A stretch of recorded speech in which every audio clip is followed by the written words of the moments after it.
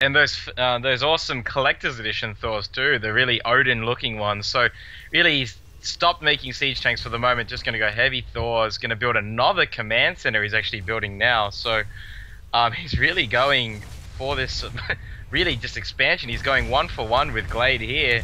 That's good work by KJH to just see if he's overextending himself really, because he's got these siege tanks, but there really isn't that much in the front there. So we'll have to see what really Glade has. He's got a bunch of these units now, getting all these upgrades, being very good about that.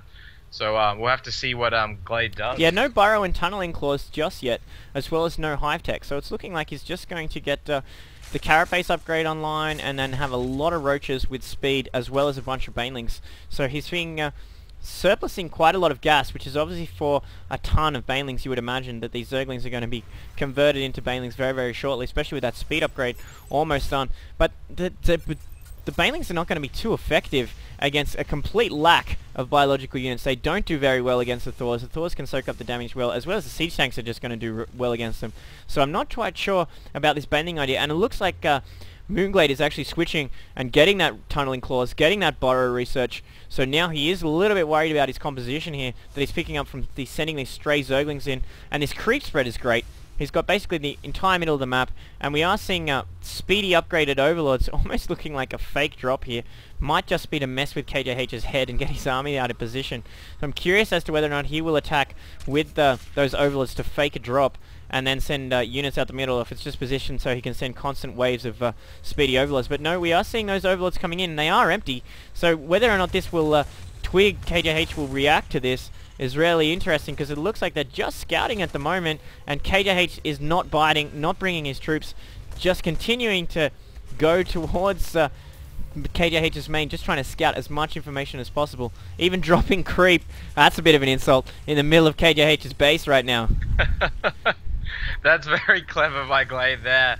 Curious that KJH did not bite. If that was an actual drop, he could have been in trouble there, but really he's just going to cover these SCVs mining at the expansion with some creep. I haven't seen that one yet, so that was pretty cool. But really, he's just been very good, not just in the creeping those SCVs, but I mean, as you said, Seth, this creep all over the place. He's almost at the expansion, basically. These Thors just outside the range, so this could be very bad as these Hellions now moving across the field, now moving into Zerg territory. Yeah, unfortunately for KJH, they just went right into the middle of Glade's army. Glade was reacting with his roaches really, really well, and he's been denying these SCV scouts quite a lot, forcing KJH to scan. Finally, these overlords get chased off. Finally, this purple guck that's everywhere in KJH's base is going to leave after that Thor got rid of them. But beautiful information coming from KJH, who's now trying to recede some of this creep, scanning the tumors, just trying to get rid of as many as possible.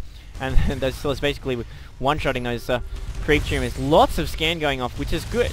It's a good investment by KJH, because this creep is basically home ground for Glade right now. And we are seeing some roaches being loaded into an overlord, so we might see an actual real drop. So maybe he's just buttering KJH up with a fake drop so that he thinks the second one's a fake drop. Just a little bit of mind games going on between these two players. Lots and lots of roaches though, and he's only upgrading off one Evo chamber, even queuing up missile attacks level 1 after carapace level 2 off the same Evo chamber. And so Glade is stockpiling quite a few minerals now, hitting around 2k 1000, which is a bit uncharacteristic for Glade, but he is very close to a maxed out army here, which is going to suit him just fine in terms of being able to produce another army almost instantly, whereas KJH, similar in supply but nowhere near there in economy. These roaches going to town on this front line now, pushing out, but the real drop in the back, the one that KJH did not go for the first time, is now taking out all his SCVs. That's so bad for him. Now, he did defend the front with all these siege tanks, this heavily fortified position, but those roaches doing so much damage and still doing a lot. There's not really any ground forces now there. Now siege tanks finally getting range, but they now burrow, cheeky little burrow there, so KJH is going to have to scan them out if he wants them. That's just a very great play by Glade there, just very, yeah, very I really feel that KJ's against it now. Siege tanks being caught out of position, these roaches getting nice around on these siege tanks, forcing them back towards his natural right now. Lots of turrets are completely useless, and KJH calls GG. Glade was just too strong there and executed too well. So KJH will fall to the lower brackets and Glade will advance 2-0 against KJH, which was really strong play there by Glade, and he would be the tournament favourite. He's the man to beat, big target on his head because he's just been playing so strong and largely considered to be one of the best players in Southeast Asia. So he will advance and KJH goes down to the bottom bracket.